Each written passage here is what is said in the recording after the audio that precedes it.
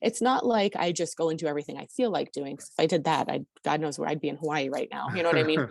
But, but I definitely have learned to differentiate the two and understand like where I'm most likely to have a better outcome. Yeah, yeah.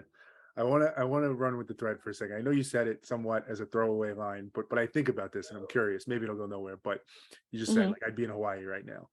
Is there something to that? Like, and let's think about this for both of us. Like, if we did just trust our feelings all the time, if we, and Yeah. again, not in like shooting up heroin every day and just being like that feels great, but being like, hey, this feels like what I want to do. Is that necessarily a bad thing? Like, would you be worse off if you were in Hawaii right now? Like, how do you think about that? I think if practicality wasn't a thing, I don't think that doing what you want to do would ever be bad. Like Say more about that when you say that practicality.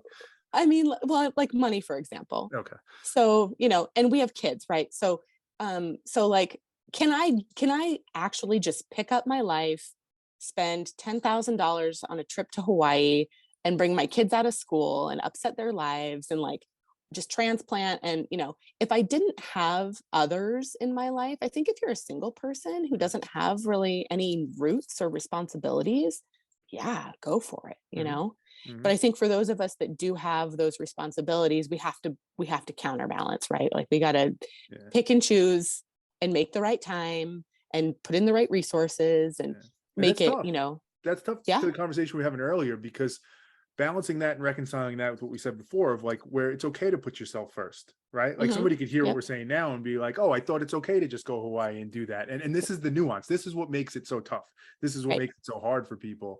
And I think you're right. And it's funny. I say this as a father.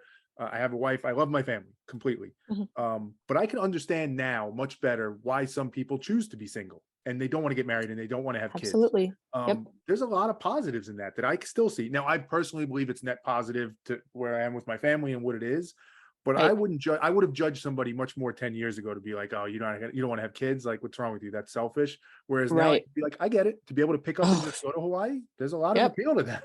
I get it. I get it. Yep, absolutely. Especially these days, the world's kind of a disappointing place lately, and Yeah.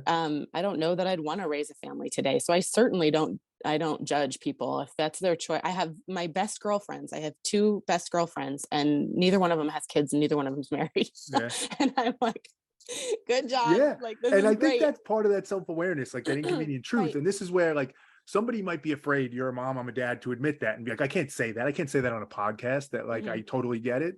But that's part of that awareness that I think is important to be able to own Yeah. that and say, like, yeah, I do get Yeah. that. There are I parts of get that it. that some days I'm like, fuck, that would be awesome to just go do that.